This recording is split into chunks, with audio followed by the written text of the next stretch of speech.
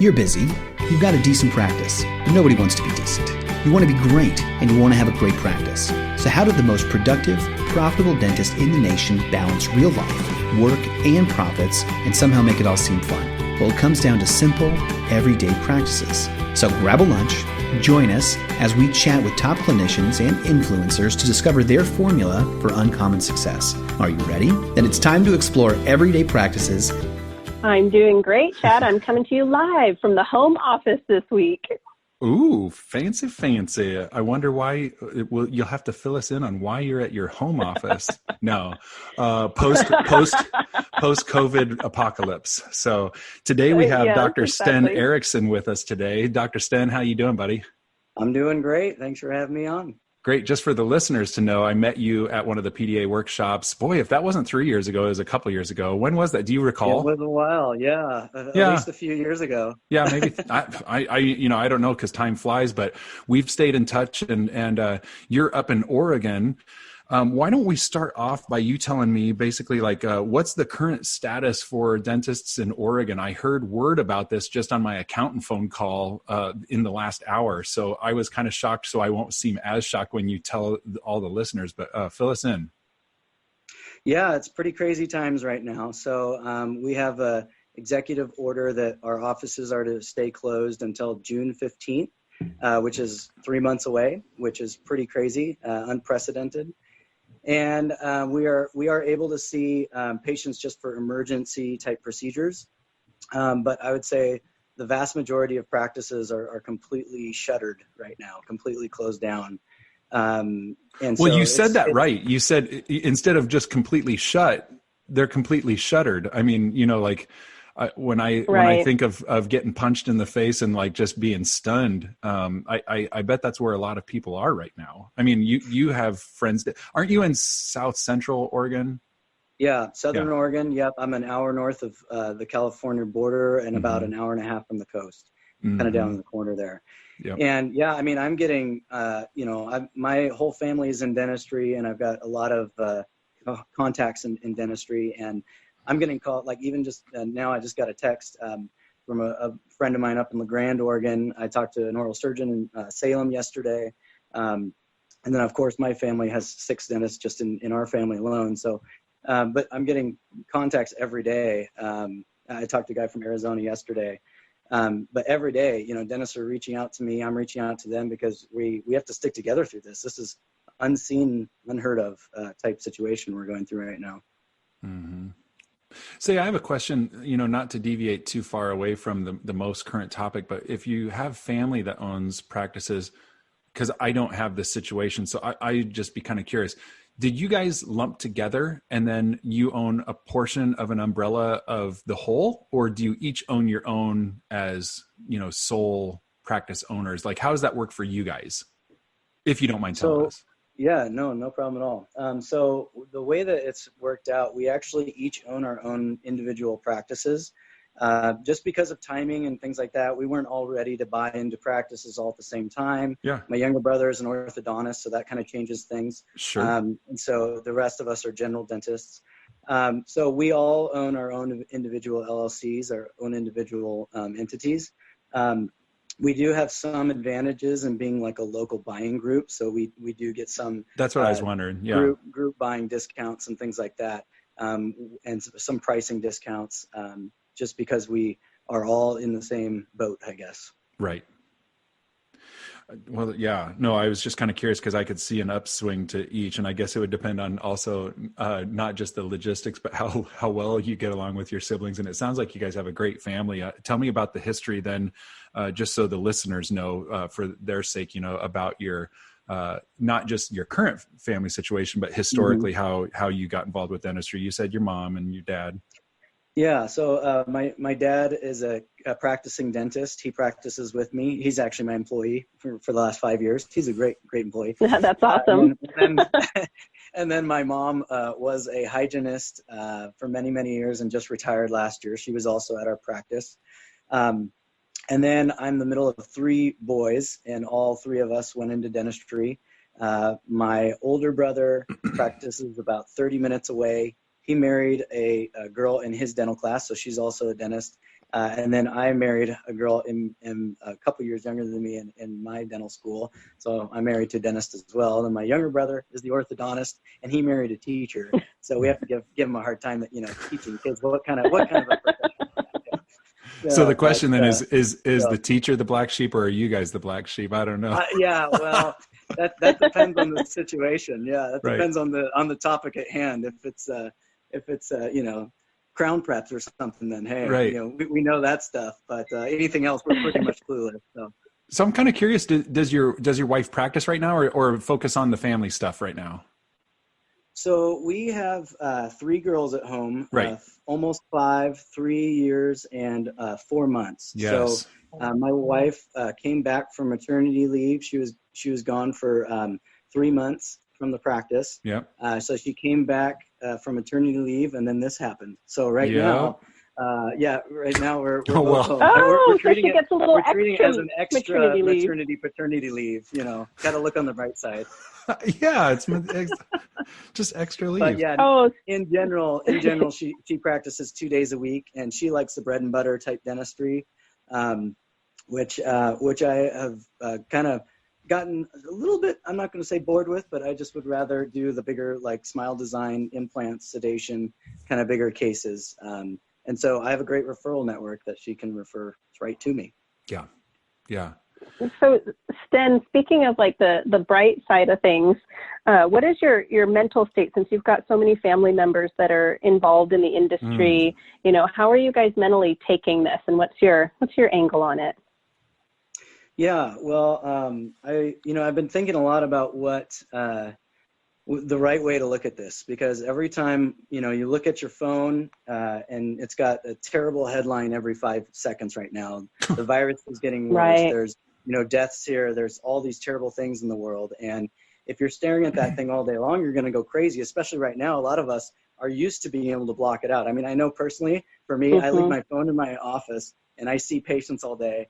And that's a beautiful world because you don't get bothered by all these little headlines, right? Yes.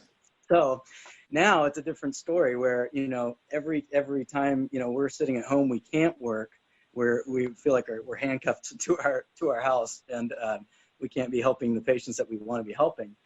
So it's a frustrating time. But because, I started thinking about what other dentists need to hear at this time too, because I don't know in every state how many offices are locked down. I know that it's just a bad time right now for the world in general, but also dentists in general. So one thing that I started thinking about when I knew that we were going to be doing this is I kind of wanted to come up with 5 things that I wanted to discuss with the dentists out there, and just kind of get our minds thinking the right thing right now, because there's a lot of bad stuff out there.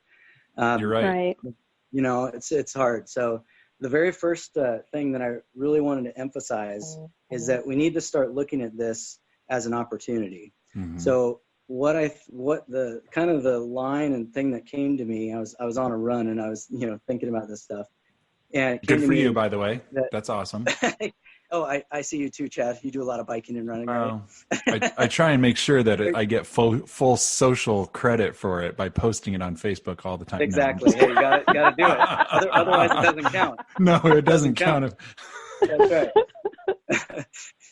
But anyway, so the thing that I really kind of came to when I was on this run was that this is actually a great time for a refreshing new start. Because there's never going to be a time in any of our lives, hopefully, we are pulled away from our practice like this, and we're forced to think about our practice without actually working in that practice at the time. So working on your business versus in your business, right?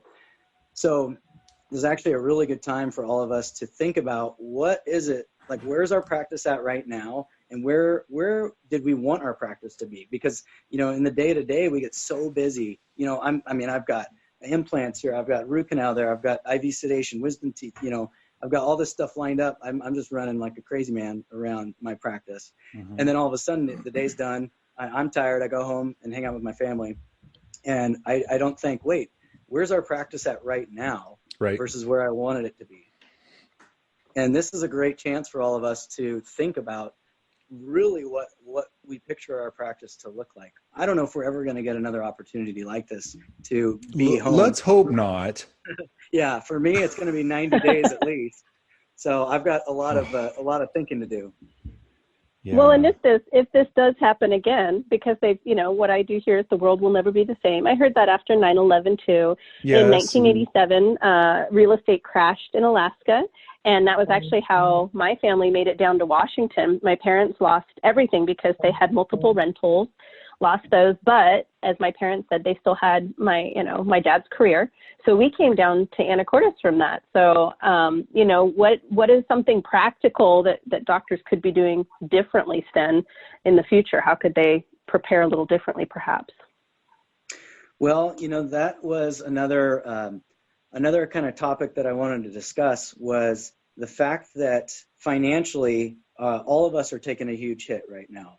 And one thing that can really help in a crisis like this is knowing that keeping cash on hand is of utmost importance. And in a time like this, it's really emphasized.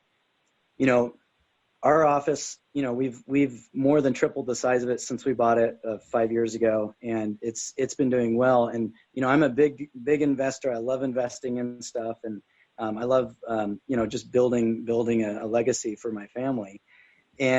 But we were in a fortunate spot where we were saving a lot of cash before this happened, and the reason why is because we were planning on expanding our facility.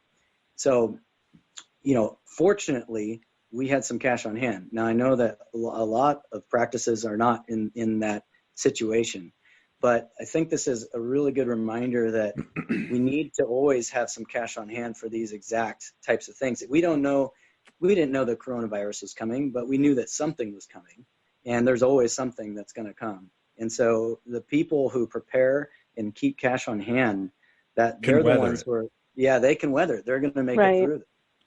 And Sten, hold on. Let me give a shout out real quick. Victoria, I know you want to hear me say it, so I'm saying it from the bottom of my heart. You were right. Victoria Peterson, you were right. And I just want the world to know that I've put it on record that if at odds between you and me that I was, like in our private conversations, Victoria, you were right and you are right. Back to our regularly scheduled podcast with Everyday Practices. Sten. Thanks for that. That's great. Yeah. Well, yeah, I think that for a lot of practices though that, that aren't, that don't have the cash reserve right now, I think a really good thing would be to call your banker, get a line of credit. I think that's a very wise thing that a lot of people are doing right now. It sounds like, at least, with my banker, I talked to him yesterday, and he basically said, I just need like pretty basic financials and they'll extend it, no problem. So I think for a lot of dentists out there, that would be a good idea. So you were just talking about, now's a great time to have a refreshing new start. Reagan kind of introduced you into the next thought that you were sharing, kind of segued into it. And you were talking about running a leaner and meaner than you were originally thinking.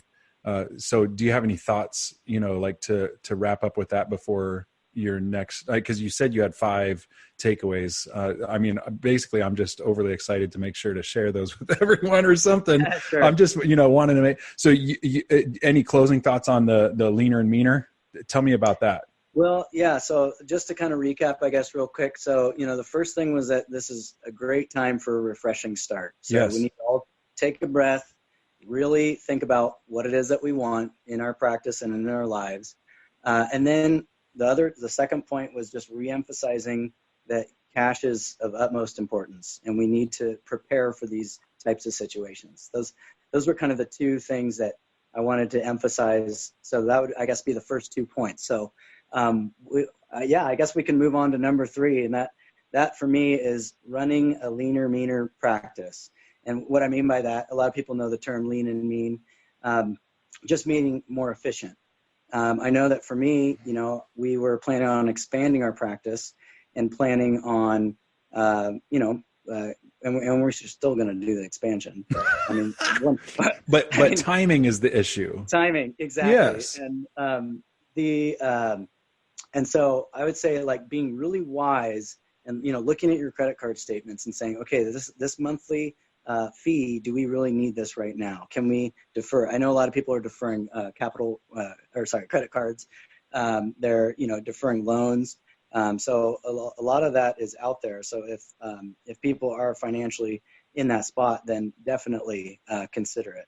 Now, I mean, one thing that kind of reminded me there is that, I said we're still going to do the expansion. I think one thing to think of too is not to let fear totally control us, because we know that we're in a great profession. People have teeth and they need dentistry.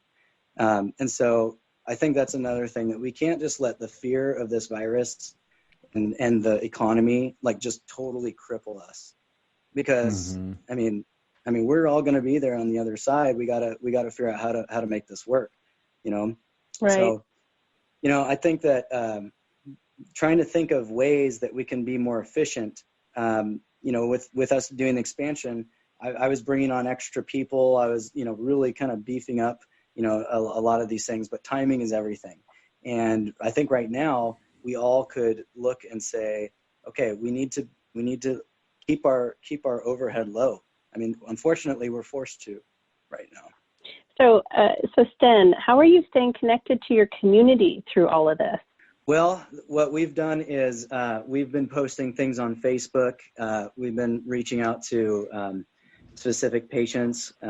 We've been trying to, a big thing too is we've been like donating PPE, things like that. We're trying to do whatever we can to help this situation. But yeah, we've just been trying to post things to Facebook and to our patients, just telling them that we will weather this and we'll be there on the other side for them. So that's how we're trying to stay in touch with our community and provide some source of relief, and that we will be there. We will be there after this. Good. Give us point number 4. Do you have these written down or just off the top of your head? I'm just kind of curious. I do. I wrote them down real quick. I really feel like you've been purposeful about this time to give the listeners a lot of good advice. So I really appreciate that. That's awesome. Well, no problem. I know we are all very busy, at least normally. I'm sure we all have a lot of things around the house we can be working on right now. However, time is valuable and we only have so much here on earth. So this is number 4 here. So number 4 is be more than your job. So this is a great time for us to engage with our family, engage with your friends. I guess we can't really be, closer than 6 feet from them, but, you can get on Zoom calls and talk to people and all that. But this is a great time to be more than our jobs, because a lot of us as dentists we get our identity from our work. We're used to seeing patients. We're used to, being respected by our peers and patients and our employees. And a lot of us find that identity in our jobs. And this is a great time where we can say, hey, we are more than our job. We're more than dentists. And I have the greatest respect in the world for dentists. I think we have one of the hardest jobs in the world, but I think we have I have the most respect for dentists. But I think that it's a really important time to engage with our family and just know that we don't get our worth from our jobs. We can help people in other ways. There's other avenues that we could look into. I know for me right now, I'm researching hard on real estate investing, and it's because I have the time. I've never really had the time to shop and look at that kind of stuff, and I've always had an interest in it. And so, right now I'm working out more than I have, and spending more time with the kids than I probably ever have. And it's a good time to learn something new. But this is a good time though. I mean, Chad, we talked about it a little bit before we started, but we've been trying to do a podcast for, I don't even know how long. I know. A really long time. And it took a pandemic for us to actually have time to get together, I guess, and chat. But well, dude, I'm dying to know number 5. Fill us in. Okay. All right. So number 5, the final one here, prepare for pent-up demand. That is number 5. So yeah, we need to be doing everything that we can to prepare so that when they say we can open And when our patients are ready for that kind of treatment, we're ready to go, and we're ready to fire on all cylinders once they give us the green light. Mm-hmm. Yeah. So that flows into, I mean, that's a great point, is we also, so this will only last for so long. I don't care if it's 3 months, God forbid 3 years, but 3 days, 3 months, at some point it has to get over. Then we get to the point where it's just like, all right, there's not going to be time to record episodes because we're going to be doing, X hour days. So tell me about this mastermind group that you wanted to share about. Do you mind, kind of filling us in on that? Yeah. I mean, and this is something I'm still kind of fleshing out in my own mind. Sure. I think that in time, I'd like to get like a mastermind group of dentists together to continue to challenge each other and push each other to grow and improve our practices, our lives, and just who we are as people. And that's something that I don't know. I've always felt like I have wanted to do that, and I'm just looking for the right group, the right time to do that. And I love chatting with you guys. It's a pleasure to get to chat with people who are on the same page and wanting to grow as people. So that's exactly what it's about. Ooh, awesome. Sten should join our mastermind group. Yeah. Hey, maybe I might just have to do that. Closing thoughts. Well, I think let's not let fear completely cripple us, and use this as an opportunity to engage with your family and what you want your practice to be, and then let's go make it happen. I love it. Well, listeners, thanks for joining us. Reagan, thanks for joining us. Yes. Don't forget the last question, Chad. And Dr. Sten, thanks for joining us. No problem. Bacon or eggs? Ooh, today was an eggs kind of day. All right. It's hard to get to the store these days. I need to have them. I ran out of bacon. I need to get a delivery. That's how we roll these days. Backyard. We don't run out of bacon. I'm sorry, but just kidding, everyone. So, all right. Well, y'all have a good rest of the week. You'll hear from us next week, whether you want to or not. Bring your lunch or take us to the gym again next week to improve your everyday practices. Also, subscribe on iTunes, follow us on social media, and sign up for our email list. Now get out there and win with everyday practices.